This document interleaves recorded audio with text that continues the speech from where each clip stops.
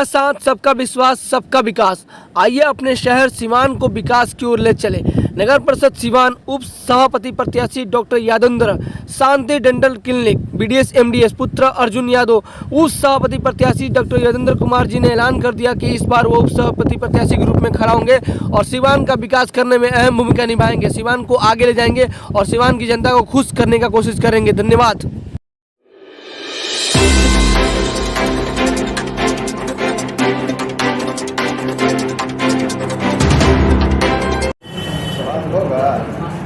क्या कुछ कहेंगे सर आज के कार्यक्रम के बारे में बताइए सर। आज के कार्यक्रम पसमानदा कौम के और पूरे हिंदू मुस्लिम एकता के प्रतीक जंग आज़ादी के अजीम मुजाहिद बाबाए कौम अब्दुल कयूम अंसारी और 1965 के जंग में अपनी जान की कुर्बानी देने वाले वीर अब्दुल हमीद की जयंती आज मनाई जा रही धूमधाम से। ये दोनों महापुरुष हिंदुस्तान की सियासत में और सेना में दोनों के बहुत अहम योगदान है। कयूम अंसारी जहाँ हिंदुस्तान की आज़ादी की सियासत में सबसे बढ़ चढ़ के हिस्सा लेने वाले आदमी थे और एक तरफ 1965 के जंग में अपनी जान की कुर्बानी देकर पाकिस्तानी टैंकों को निस्त नाबूद करने वाले वीर अब्दुल हमीद थे। दोनों की योगदान हिंदुस्तान कभी भूलेगा नहीं। कयूम अंसारी जब देश का बंटवारा हो रहा था तो टू नेशन थ्योरी के मुखालिफ थे। ये पाकिस्तान बनने के कट्टर मुखालिफ थे। हिंदुस्तान में मौलाना अबुल कलाम आज़ाद, सरहदी काजी खान अब्दुल गफ्फार खान और अब्दुल कयूम अंसारी, ये तीन ऐसे महान व्यक्ति थे जो जंग आज़ादी के लड़ाई में भूमिका इन्होंने निभाई और पाकिस्तान बनने के कट्टर मुखालिफ थे। ये लोग दूरदर्शी थे। ये लोग जानते थे कि पाकिस्तान बनने के बाद उसका भविष्य क्या होगा और यहाँ जो लोग रह जाएंगे उनका भविष्य क्या होगा। इसलिए दोनों लोगों ने काफ़ी मुखालफत की। इन्हीं दोनों लोगों की हर साल हम लोग बरसी मनाते हैं। कयूम अंसारी आज़ादी के बाद से लगातार मंत्री रहे बिहार सरकार में और आखिरी वक्त में 1973 में उनकी मौत हुई। उस वक्त भी वो बिहार के वजीर थे, कैबिनेट मंत्री थे और उनके गांव में बरसात के मौसम में काफ़ी बाढ़ आया हुआ था और वो जनता के दुख दर्द के लिए सर्वेक्षण कर रहे थे। उसी दौरान उनको देखकर उनका हार्ट अटैक हुआ और उनका निधन हो गया। उन्होंने पूरे बिहार में दलित, पसमानदा, अति पिछड़ा और समान लोगों में जो हाशिए पे थे उनकी तरक्की के लिए, उनके उन्नति के लिए इन्होंने बहुत ही अच्छा कदम उठाया था। इन्हीं के चलते बिहार में उर्दू मकतब खोले गए थे, गरीब पिछड़ों की फीस माफ़ की गई थी। इसलिए हमारे लिए ये बहुत बड़ी अहम शख्सियत हैं और ये पूरे समाज के लिए हैं। इनकी एक और बड़ी खासियत थी कि जहाँ से जीतते थे मुसलमानों से ज़्यादा इनको हिंदू वोट दिया करते थे, इसलिए कि सामाजिक एकता के प्रतीक थे। हिंदू मुस्लिम दोनों को जोड़कर बिहार और हिंदुस्तान को आगे बढ़ाना चाहते थे। उन्हीं की बरसी हम लोग हर साल मनाते हैं धूमधाम से। हर साल हम लोग मनाते हैं और मनाते रहेंगे। वर्तमान जो बिहार सरकार है कयूम अंसारी के लिए यहाँ मतलब उनके स्मृति में कुछ काम किया है कि नहीं अभी तक? कयूम साहब के नाम पर बिहार सरकार में एक काम हुआ है। आपको हज भवन में उनके नाम से एक बहुत बड़ा हॉल बना है कयूम अंसारी के नाम पर। बिहार सरकार ने काम किया है, लेकिन कयूम अंसारी जैसे महान शक्ति के नाम पर यूनिवर्सिटी, कॉलेज ये होना चाहिए जो बिहार में नहीं है। इसके लिए कांग्रेस सरकार भी जिम्मेदार है और आरजेडी भी जिम्मेदार है और जदयू भी जिम्मेदार है।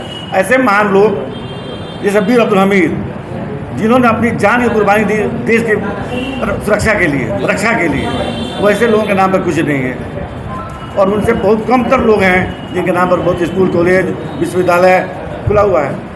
पिछले जो समुदाय के लोग हैं, जो अत्यंत पिछड़े वर्ग के लोग हैं, दलित समाज के लोग हैं और साथ ही साथ कयूम अंसारी ने हिंदू मुस्लिम एकता का समर्थन जो उन्होंने किया, तो आज जो है उनके जीवनी को पाठ्यक्रम वगैरह में, सिलेबस वगैरह में शामिल करना चाहिए कि नहीं? बिल्कुल। देखिए, ऐसे लोग जो समाज की बेहतरी के लिए काम करते हैं, जैसे कयूम अंसारी थे, कर्पूरी ठाकुर थे, ये ऐसे सिर बाबू थे, ये लोग सबको लेकर चलने वाले लोग थे जिससे देश का विकास हुआ।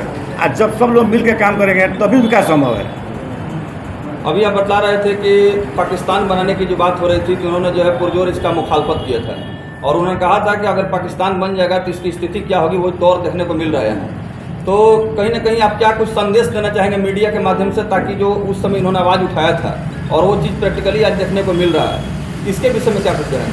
देखिए, कयूम अंसारी, अबुल कलाम आज़ाद और खान अब्दुल गफ्फार खान तीनों इस 2 के मुखालिफ थे। ये चाहते थे कि हिंदुस्तान पाकिस्तान का बंटवारा नहीं हो, हमारा देश एक ग्रेटर इंडिया बने और इसके सभी लोग मिलजुल कर काम करें। लेकिन मुस्लिम लीग के जो रहनुमा थे जिन्ना, उनकी ये जिद थी कि हम पाकिस्तान और मुस्लिम राष्ट्र अलग बनाएंगे, जिसके कारण ये देश बना। इसमें गांधी जी, जवाहरलाल नेहरू, इस तरह के लोग नहीं चाहते थे कि देश का बंटवारा हो, लेकिन ऐसी परिस्थिति उत्पन्न हो गई थी कि देश का बंटवारा करना मजबूरी बन गई थी। पूर्व जदयू जिलाध्यक्ष मुर्तजा अली कैसर जी हैं। अभी जो है कयूम अंसारी के जीवनी पर, उनके संविधान पर प्रकाश डाल रहे थे और जो पसमानदा समाज है, पिछड़े हुए वर्ग के जो लोग हैं, उनके बेहतरी के लिए जो कुछ भी उन्होंने काम किया, आपको क्या लगता है कि मौजूदा समय में सरकार की जो नीति है और सरकार का जो सोच है कयूम अंसारी के मतलब सोच को लेकर के, उसमें कितना यह सरकार जो है कारगर कदम उठा रही है? देखिए, सरकार के संबंध में मैं नहीं कुछ कह पाऊँगा, इसलिए कि अभी हम लोग जो ये जयंती मना रहे हैं, ये पसमानदा दलित अति पिछड़ा एकता मंच एक सामाजिक संगठन है जिसमें सभी दलों के लोग इसमें शामिल हैं और उसके तत्वाधान में आज की ये जयंती समारोह आयोजित की गई है। बाबाए कौम अब्दुल कयूम अंसारी और परमवीर चक्र विजेता वीर अब्दुल हमीद, इन दोनों लोगों ने देश की आज़ादी के लिए संघर्ष किया, लड़ाई किया, और दूसरा ने देश के आज़ाद भारत के सरहदों की हिफाजत के लिए अपने जान की कुर्बानी दी। तो इन दोनों महान विभूतियों को ये समाज, दलित अति पिछड़ा पसमानदा समाज, संयुक्त रूप से अब याद करता है और आज भी उसी गरज से हम लोग याद करने के लिए, उनकी जयंती मनाने के लिए एकत्रित हुए हैं। मेरा जहाँ तक मानना है कि जो भी सरकार है या जो सरकार पीछे गुजर गई है, उसमें अब्दुल कयूम अंसारी के नाम पर जो होना चाहिए, जो वीर अब्दुल हमीद के नाम पर जो होना चाहिए, वो नहीं हुआ है। हम चाहते हैं कि सबसे पहले ये समाज, जिस समाज के लिए उन्होंने संघर्ष किया, दलित अति पिछड़ा पसमानदा समाज के लिए, वह समाज जागरूक हो। और कहा यह जाता है कि जो कौम अपने पुरखों को याद नहीं करती, उसका इतिहास समाप्त हो जाता है। परंतु पसमानदा दलित अति पिछड़ा समाज अपने पुरखों को याद करने के लिए आज ये मीटिंग आयोजित की है और प्रत्येक वर्ष के भांति इस वर्ष भी यह आयोजन किया गया है और मैं समझता हूँ कि इसका परिणाम काफ़ी अच्छा होगा। आने वाले दिनों में समाज जागरूक होगा और अपने जो पूर्वज नेता हैं, उनकी जो क्रियाकलाप है, जो उनके कार्य हैं, उसको आम जनमानस तक उतारने में हमारा संगठन, हमारा समाज कामयाब हुआ है।